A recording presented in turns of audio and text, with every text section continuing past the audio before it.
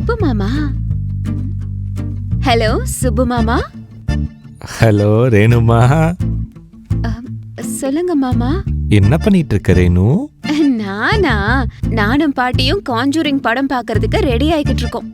வா, கண்ணாடி பார்க்க போறீங்களா? இல்ல இல்ல இல்ல, நல்லா பாருங்க.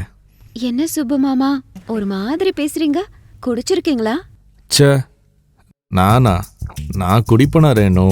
கொஞ்சம் ஹெட்டேக்காக இருந்துச்சா, அதுதான். அது போக சிரப் குடிக்கிறேன். அது லைட்டாக ஏறிடுச்சு. ஓஹோ, சரி சரி, அது இருக்கட்டும். திடீர்னு என்ன அன்பு வந்து கால் பண்ணிருக்கீங்க? அதெல்லாம் ஒன்றும் இல்லை ரேணு, பேசி ரொம்ப நாள் ஆச்சா, அதுக்கு தான் கால் பண்ணேன். சரி, இப்போ உண்மையை சொல்லுங்க. உங்கள் அக்கா காரி என்னை பிளாக் பண்ணிட்டா. அப்படி சொல்லுங்க. ப்ளீஸ் ரேணு, உங்கள் அக்கா கிட்ட நான் பேசணும். ப்ளீஸ் அவகிட்ட போய் ஃபோன் கொடுக்குறியா ப்ளீஸ்? எனக்கும் அவளுக்கும் காலையில சண்டை. நான் அவகிட்ட பேச மாட்டேன். இந்த வரும் எல்லாத்துக்கும் சண்டை போடுறான். எதை பற்றி? கல்யாணத்தை பற்றி தானே? ஆமாங்க. அட, கனவுல கூட அவ கல்யாணம் தான் கிராண்டா இருக்கணுமா, அதனாலதான் பிரச்சனை ஆயிடுச்சு.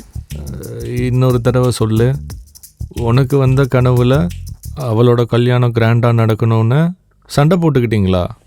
யாரு போதையில் இருக்கான்னு தெரியலையே. போதையா? அது ஒன்றும் இல்லை, நான் ஒரு முட்டாள் ரேணு.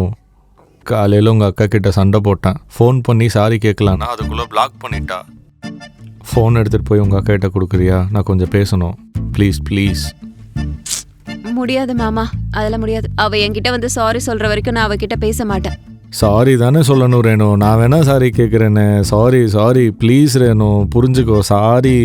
அப்பப்பா, ஓகே ஓகே, உங்களுக்காக பேசுறேன். நீ ரொம்ப நல்ல பொண்ணு. சரி.